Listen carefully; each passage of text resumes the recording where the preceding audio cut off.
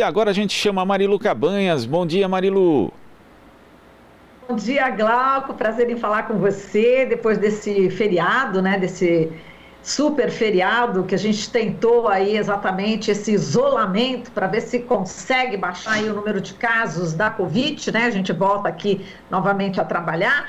E é sobre isso que a gente vai falar, Glauco. Nas últimas 24 horas morreram por Covid-19 no Brasil 1.233 pessoas. O total de mortes já é de 331.530. A média móvel de mortes no país na última semana ficou em 2.747. Em comparação à média de 14 dias atrás, a variação é de mais 20%, indicando, portanto, aí ainda a tendência de alta nos óbitos pela doença. E a gente vai falar sobre esse assunto com a Lúcia Souto, que é médica sanitarista, pesquisadora da Fiocruz e presidenta do Centro Brasileiro de Estudos de Saúde. Olá, Lúcia, bom dia.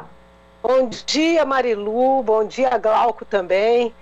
Bom dia a todos que estão nos ouvindo nessa manhã, né?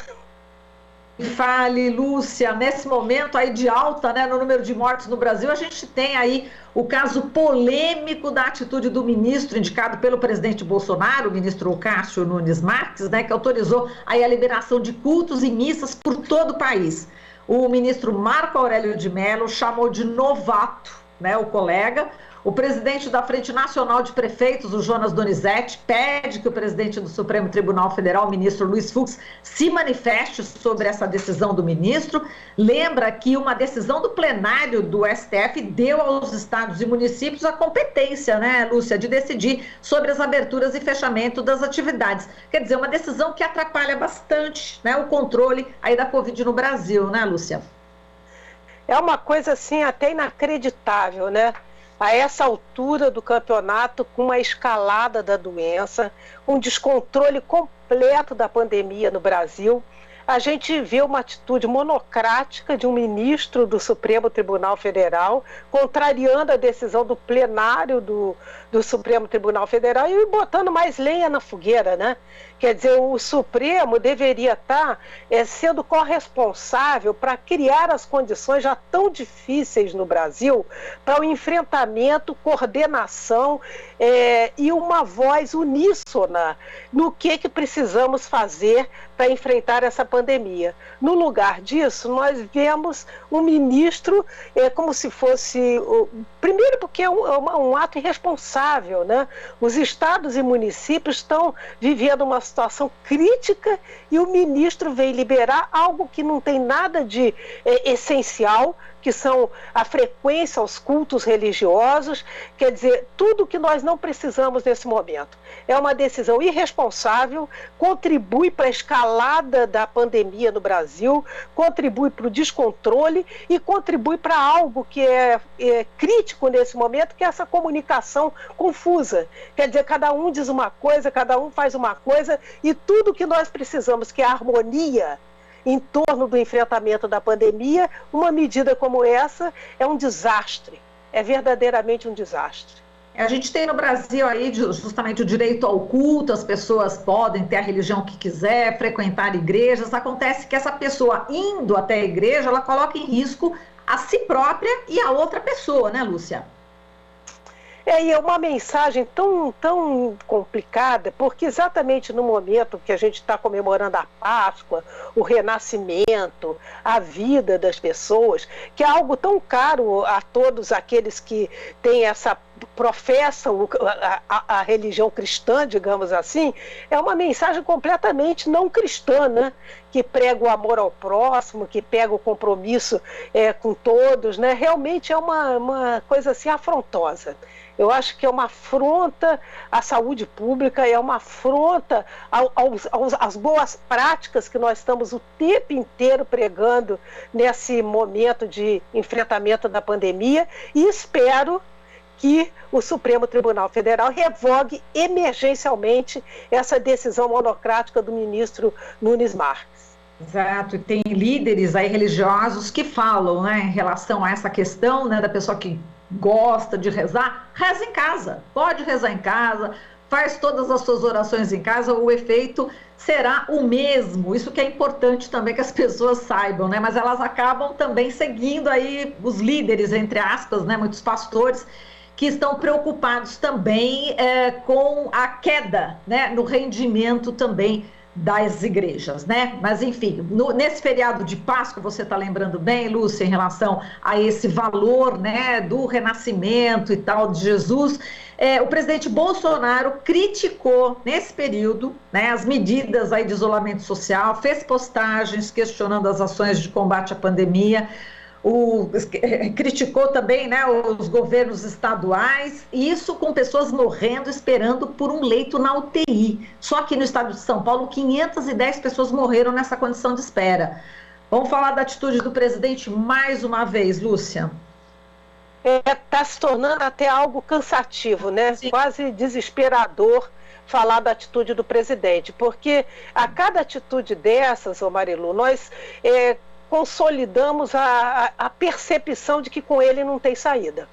Quer dizer, nós não conseguiríamos enfrentar a pandemia tendo na presidência uma pessoa que o tempo inteiro joga contra. Joga a favor do vírus, joga contra a vida da população, desorganiza a sociedade para enfrentar essa pandemia, o que está levando o Brasil a esse recorde global de número de mortes, de número de casos, uma ameaça a nós todos, quer dizer, o número de mortes é crescente, tudo está descontrolado no Brasil e o presidente só contribui com esse tipo de descontrole a cada fala dele. É realmente algo que passou de todos os limites.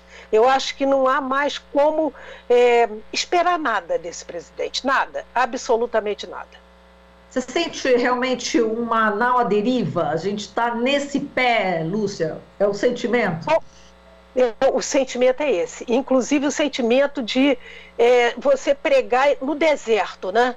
Quer dizer, o presidente ele não tem nenhum impacto sobre ele e, na verdade, esse tipo de percepção ele é comprovado, né? Você tem o trabalho da USP, né? Da Deise Ventura, que mostra, foi publicado já na mídia, né? Item por item, toda a programação do governo para que a gente atingisse esse número de mortes. Quer dizer, eles apostaram numa estratégia de enfrentamento da pandemia para que fosse atingida a imunidade coletiva, coisa que ninguém no mundo inteiro testou e experimentou, porque é algo criminoso, e nós estamos vendo o resultado dessa estratégia pormenorizadamente programada por este governo. Então nada é à toa. Não tem uma linha das atitudes do presidente da República que seja à toa, né? Eles estão buscando um resultado e o resultado está aí. O Brasil transformado num grande cemitério, nós estamos... tudo que nós não precisamos nesse momento. Precisamos de uma coordenação com técnicos, com cientistas, uma coordenação que incorpore todos os governadores para que o Brasil ainda tente enfrentar essa escalada da doença. Então, realmente, eu acho que é algo criminoso que nós estamos assistindo. Esse crime de responsabilidade, um atrás do outro, ele tem que ser responsabilizado. Quer dizer, não é possível a gente conviver mais com uma situação que vem da autoridade máxima do país. Quer dizer, debochando da população, é um escárnio com cada um de nós que tenta de todas as maneiras nos organizarmos para enfrentar essa pandemia. Os estados que estão fazendo um esforço enorme, as prefeituras, esse embate do Nunes Marques com o prefeito de Belo Horizonte é emblemático. O prefeito de Belo Horizonte tentando organizar a sua cidade para enfrentar a pandemia, como outras cidades também estão fazendo, e recebe esse tipo de coisa programada. Você vê que é um ministro ligado ao presidente da República, quer dizer, a atitude dele ela é milimetricamente coordenada com a atitude deste ministro. Então, nada é à toa, tudo é programado, e isso é que eu acho que fica cada vez mais escandaloso no Brasil. Quer dizer, a programação de um país, de um presidente que quer ver o país nessa situação deplorável que nós estamos hoje, uma situação de catástrofe sanitária de dimensões assim épicas. E nós ficamos amarrados porque o presidente não quer enfrentar a pandemia no Brasil. E manda, inclusive, o seu ministro fazer aquela fala que é mais do que dúbia, né? Quando o país precisa, como nós, entidades da saúde coletiva, da Frente pela Vida, estamos propondo, que é um lockdown de pelo menos 21 dias para conter a transmissão da doença, porque é isso que nós precisamos nesse momento, é controlar a transmissão da doença, já que o balanceamento entre o lockdown e as vacinas não disponíveis nesse momento, na quantidade, na escala que nós precisamos, ele é uma medida e uma estratégia indispensável. Então, tudo isso que está sendo feito, Marilu, nesse momento, é muito grave, porque é sabido, é de caso pensado, como diz o povo, entendeu? Nada é algo assim que ele não tenha conhecimento, porque todo brasileiro já tem conhecimento hoje das medidas que nós precisamos. Então, realmente é de deixar... eu acho que as autoridades, as instituições, nós da Frente pela Vida estamos com uma programação intensa essa semana, de ida ao Congresso no dia 6 amanhã, porque nós também estamos com outra frente, que é essa tentativa da privatização, da venda das vacinas para a área privada, o que é um absurdo também, porque nesse momento vacina é pelo SUS. O que nós precisamos é coordenação. Não é possível cada grupo que tenha dinheiro no país achar que pode suprir o planejamento coletivo, o planejamento comum da sociedade brasileira. Tudo isso dificulta. São medidas, todas essas que somadas, nos levam a isso que nós estamos vivendo hoje, um colapso da saúde, esgotamento dos profissionais de saúde, provável colapso do sistema funerário, quer dizer, um conjunto de atitudes que estão sendo tomadas que são a favor do vírus. Exato, falando dessa questão aí de privatização, né, de vacinação de pessoas que não são as pessoas vulneráveis, né, eu queria colocar aqui a questão da refinaria Refit, né, da antiga Manguinhos, que teve autorização judicial para importar vacina contra a Covid e para a imunização de funcionários do grupo e seus familiares. Como é que você está vendo também essas decisões judiciais a favor de empresas para vacinar seus funcionários e familiares?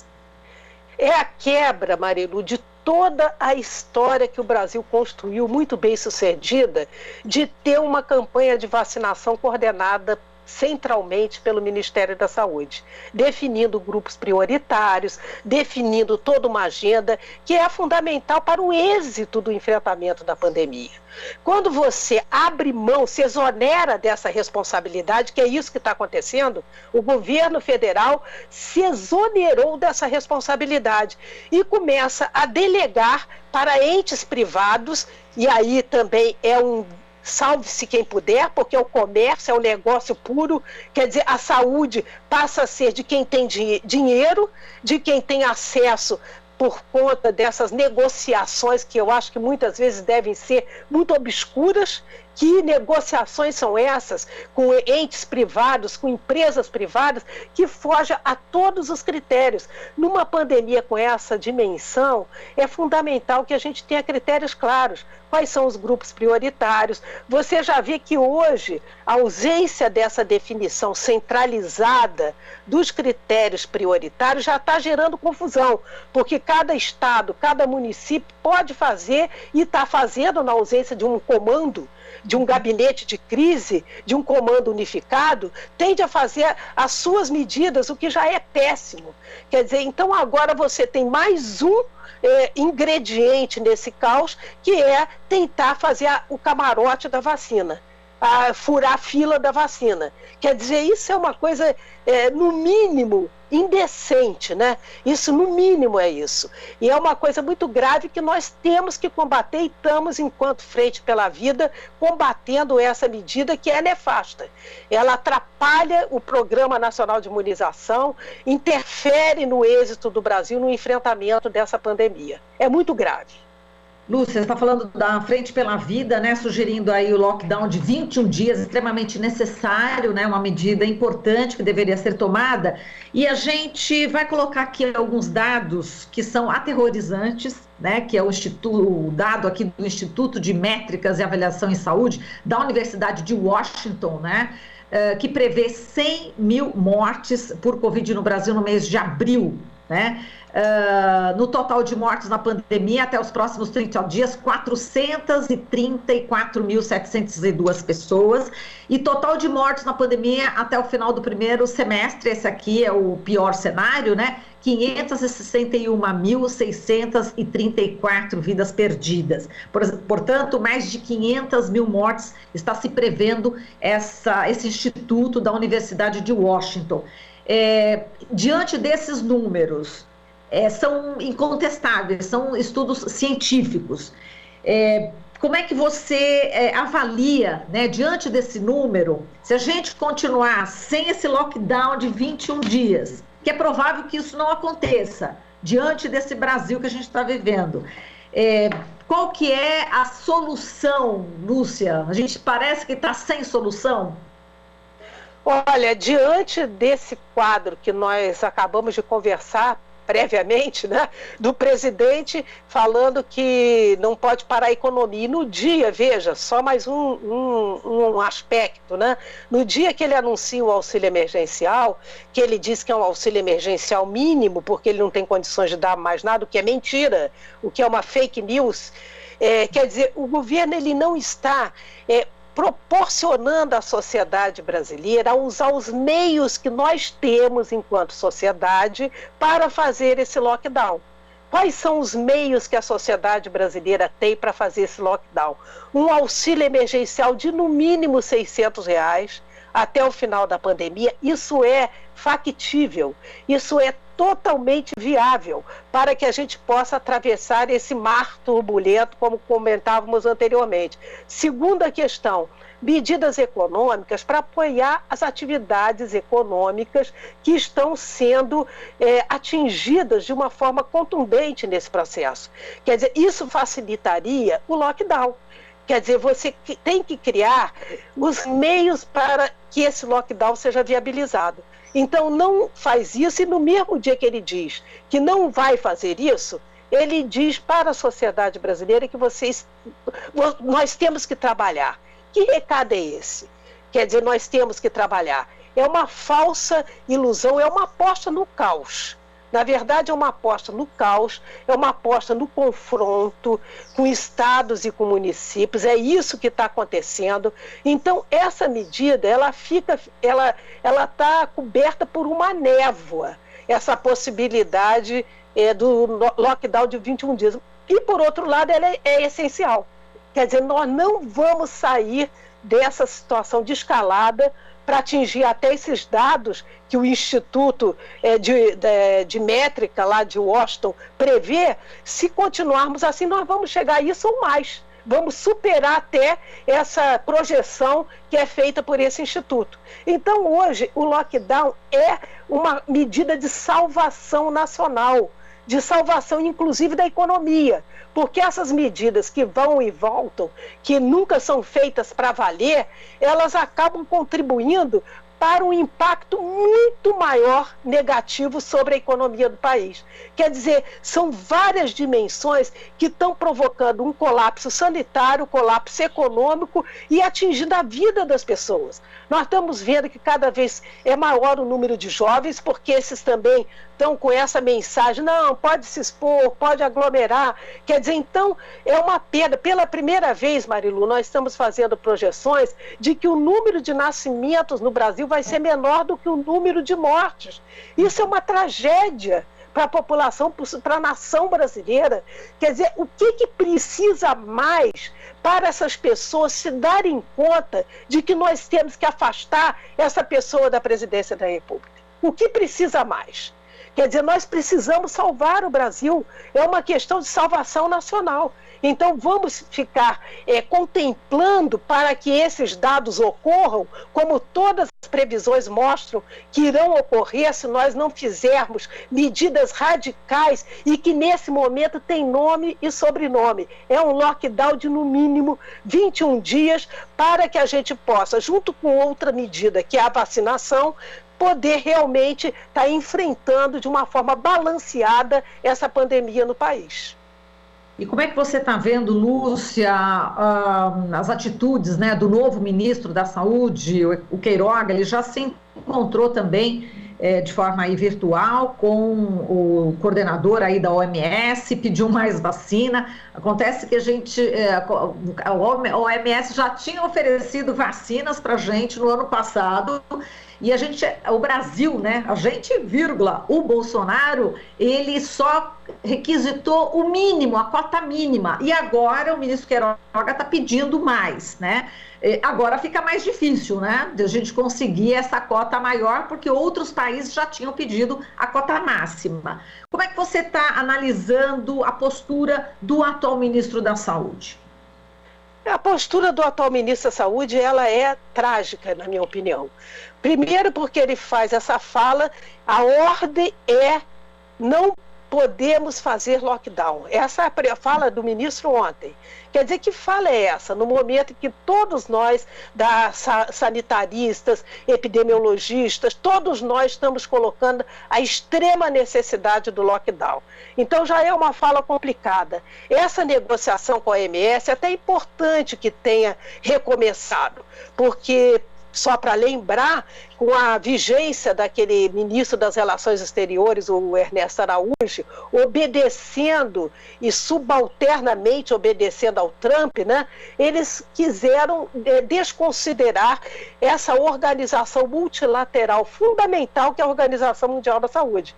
O Brasil queria seguir aquelas orientações do Trump que tirou o apoio dos Estados Unidos da Organização Mundial da Saúde e entrar nessa mesma toada, né? E agora, o que é que pleiteia o Brasil? Você colocou muito bem, é bom que as pessoas saibam, né? O ano passado o Brasil poderia ter pleiteado até 50%, todos os países poderiam ter pleiteado um gradiente de 10% até 50% da sua população. O Brasil pediu 10%. Quer dizer, o que significaria 42 milhões de doses de vacina. Só com toda essa negociação foi muito turbulenta, muito desajustada a cara do que é esse governo, né?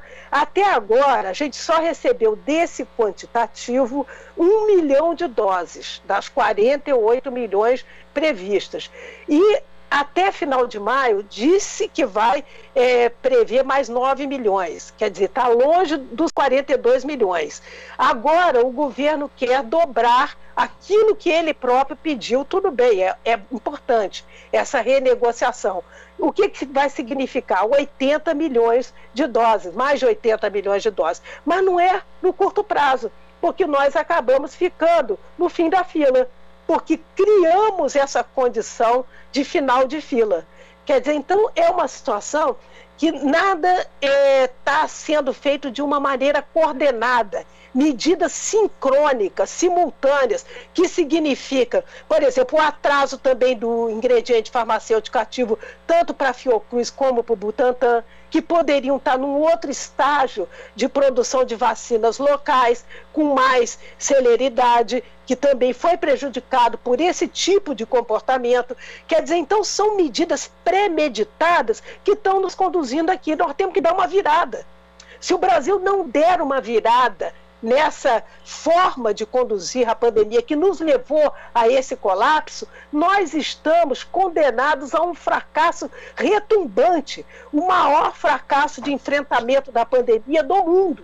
Então é muito sério esse conjunto de ações que foram organizadas de uma forma premeditada, e que é o que a gente está colocando o tempo inteiro. Temos que dar uma virada radical. Dessa forma, tem que haver uma coordenação nacional com cientistas, com governadores, que possa realmente unir o país no enfrentamento dessa pandemia num momento tão catastrófico. Quer dizer, se nem isso chama a atenção das várias instituições, do Judiciário, do Congresso, o que chamará a atenção?